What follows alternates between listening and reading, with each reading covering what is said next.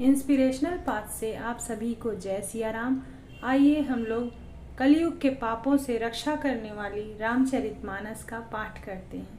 व्यर्थ मरहूं जानी गाल बजाई, मन मोद कहीं की भूख बुताई। सीख हमारी सुनी परम पुनीता, जगदम्बा जानहूं जिय सीता। गाल बजाकर व्यर्थ ही मत मरो, मन के लड्डुओं से कभी भूख नहीं बुझती।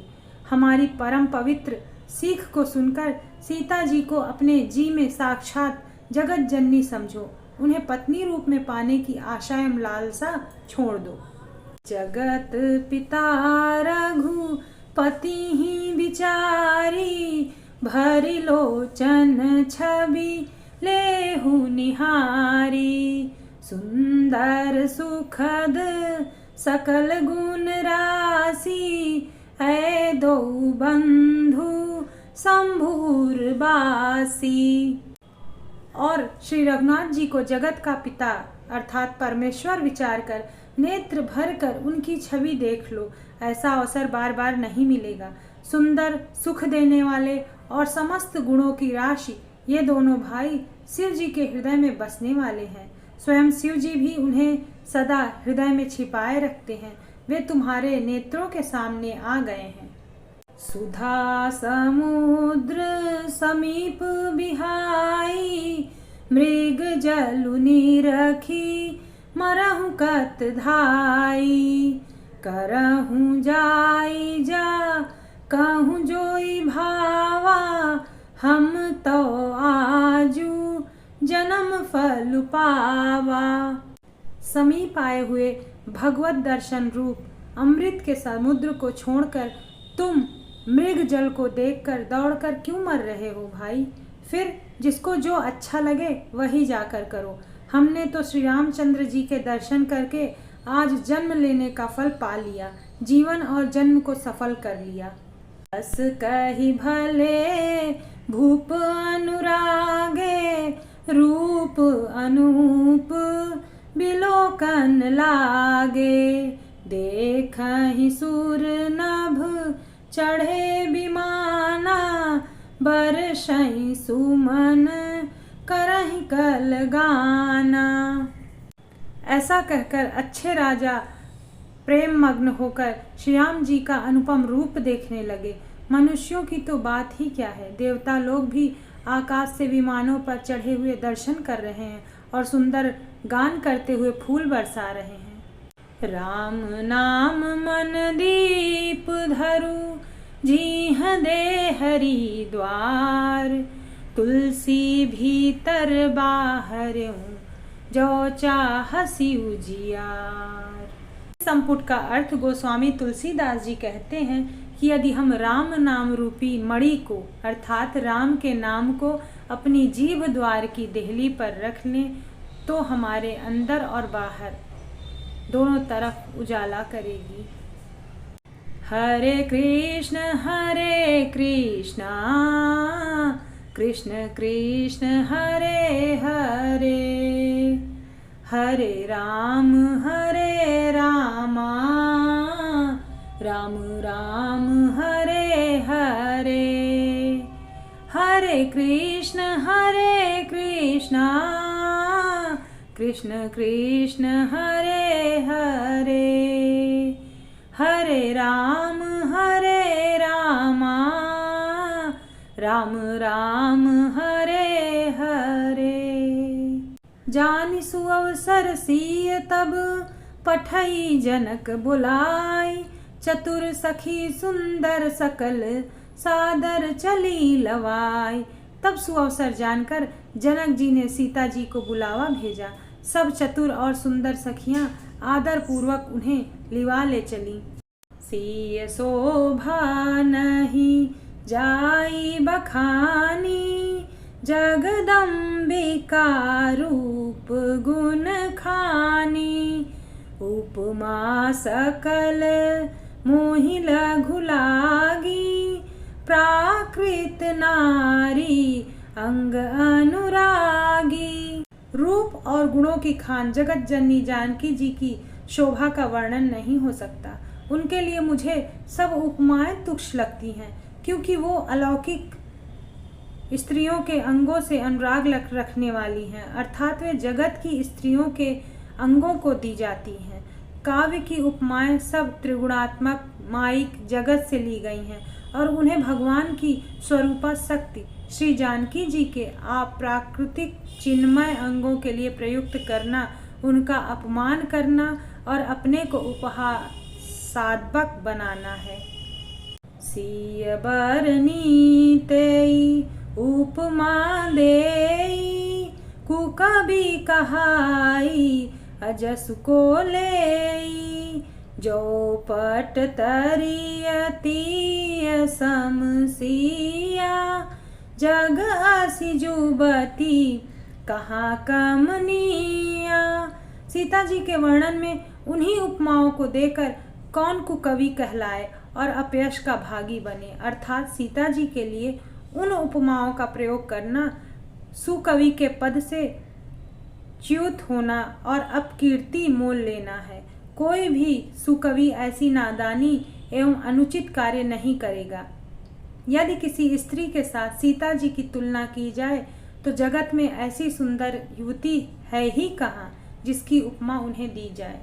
हीरा मुखर तन अरध भवानी, रति अति दुखित अतनुपति जानी, विष बारुनी बंधु प्रिय जेहि, कहिय रमासम किमि वैदेही। पृथ्वी की स्त्रियों की तो बात ही क्या, देवताओं की स्त्रियों को भी यदि देखा जाए तो हमारी अपेक्षा कहीं अधिक दिव्य और सुंदर हैं। तो उनमें सरस्वती जी तो बहुत बोलने वाली हैं, पार्वती जी अर्धांगिनी हैं, कामदेव की स्त्री रति पति को बिना शरीर का जानकर बहुत दुखी रहती हैं और जिनके विष और मद्य जैसे प्रिय भाई हैं, उन लक्ष्मी के समान तो जानकी जी को कहा ही कैसे जाए। जो छवि सुधा पयो निध होई, परम रूप में कच्छपि सोई, शोभा रजु मंदरु सिंगारू, मथे पानी पंकज निज मारू। जिन लक्ष्मी जी की बात ऊपर कही गई है वे निकली थी खारे समुद्र से, जिसको मथने के लिए भगवान ने अति कर्कश पीठ वाले कच्छप का रूप धारण किया, रस्सी बनाई और महान विषधर वासुकी नाग की मथानी का कार्य किया। अतिशय कठोर मंदराचल पर्वत ने और उसे मथा सारे देवताओं और दैत्यों ने मिलकर। जिन लक्ष्मी को अतिशय शोभा की खान और अनुपम सुंदरी कहते हैं, उनको प्रकट करने में हेतु बने ये सब असुंदर एवं स्वाभाविक ही कठोर उपकरण, ऐसे उपकरणों से प्रकट हुई लक्ष्मी श्री जानकी जी की समता को कैसे पा सकती हैं।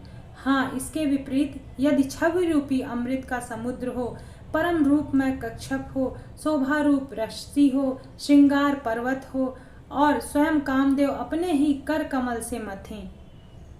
राम नाम मन दीप धरु, जीह दे हरि द्वार, तुलसी भीतर बाहर, जो चाहसी उजियार। एहि विधि उपजे लक्ष्य जब, सुंदरता सुख मूल, तदपि सकोच समेत कवि, कहीं सीय समतूल। इस प्रकार का संयोग होने से जब सुंदरता और सुख की मूल लक्ष्मी उत्पन्न हो, तो भी कवि लोग उसे बहुत संकोच के साथ सीता के समान कहेंगे। जिस सुंदरता के समुद्र को कामदेव मथेगा, वह सुंदरता भी प्राकृत लौकिक सुंदरता ही होगी, क्योंकि कामदेव स्वयं भी त्रिगुणमयी प्रकृति का ही विकार है। अतः उस सुंदरता को मथकर प्रकट की हुई लक्ष्मी भी उपयुक्त लक्ष्मी की अपेक्षा कहीं अधिक सुंदर और दिव्य होने पर भी प्राकृत ही होगी। अतः उसके साथ भी जानकी जी की तुलना करना कवि के लिए बड़े संकोच की बात होगी। जिस सुंदरता से जानकी जी का दिव्याति दिव्य परम दिव्य विग्रह बना है, वह सुंदरता उपयुक्त सुंदरता से भिन्न अप्राकृत है। वस्तुतः लक्ष्मी जी का अप्राकृतिक रूप भी यही है। वह कामदेव के मथने में नहीं आ सकती और वह जानकी जी का स्वरूप ही है, अतः उनसे भिन्न नहीं है और उपमा दी जाती है भिन्न वस्तु के साथ। इसके अतिरिक्त जानकी जी प्रकट हुई हैं स्वयं अपनी महिमा से। उन्हें प्रकट करने के लिए किसी भिन्न उपकरण की अपेक्षा नहीं है, अर्थात शक्ति शक्तिमान से अभिन्न अद्वैत तत्व है, एतव अनुपमेय है। यही गूढ़ दार्शनिक तत्व भक्त शिरोमणि कवि ने इस अभूतोपलांकार के द्वारा बड़ी सुंदरता से व्यक्त किया है। चली संग लय सखी सयानी, गावत गीत मनोहर बानी, सोह नवल तनु सुंदर सारी, जगत जननी अतुलित छवि भारी। सखियां सीता जी को साथ लेकर मनोहर वाणी से गीत गाती हुई चली। सीता जी के नवल शरीर पर सुंदर साड़ी सुशोभित है। जगत जननी की महान छवि अतुलनीय है। भूषण सकल सुदेश सुहाए, अंग अंग रचि सखीन बनाए, रंग भूमि जब सिय पगुधारी, देखी रूप मोहे नर नारी। सब आभूषण अपनी अपनी जगह पर शोभित हैं, जिन सखियों ने अंग अंग में भली भांति सजाकर पहनाया है। जब सीता जी ने रंग भूमि में पैर रखा, तब उनका दिव्य रूप देखकर स्त्री पुरुष सभी मोहित हो गए। हरषि सुरन दुंदुभि बजाई, बरषि प्रसून अप्सरा गाई, पानी सरोज सोह जय माला, अब चट चितए सकल भुआला। देवताओं ने हर्षित होकर नगाड़े बजाए और पुष्प बरसाकर अप्सराएं गाने लगी। सीता जी के कर कमलों में जयमाला सुशोभित है। सब राजा चकित होकर अचानक उनकी ओर देखने लगे। सिय चकित चित राम ही चाहा, भय मोह बस सब नर नाहा, मुनि समीप देखे दो भाई, लगे ललकी लोचनी निधि पाई। सीता जी चकित चित्त से श्री रामचंद्र जी को देखने लगी। तब सब राजा लोग मोह के वश हो गए। सीता जी ने मुनि के पास बैठे दोनों भाइयों को देखा तो उनके नेत्र अपना खजाना पाकर वहीं श्री राम जी में जा लगे, अर्थात स्थिर हो गए। अर्थ सहित रामचरितमानस सुनने के लिए चैनल को सब्सक्राइब करिए। Thank you for watching.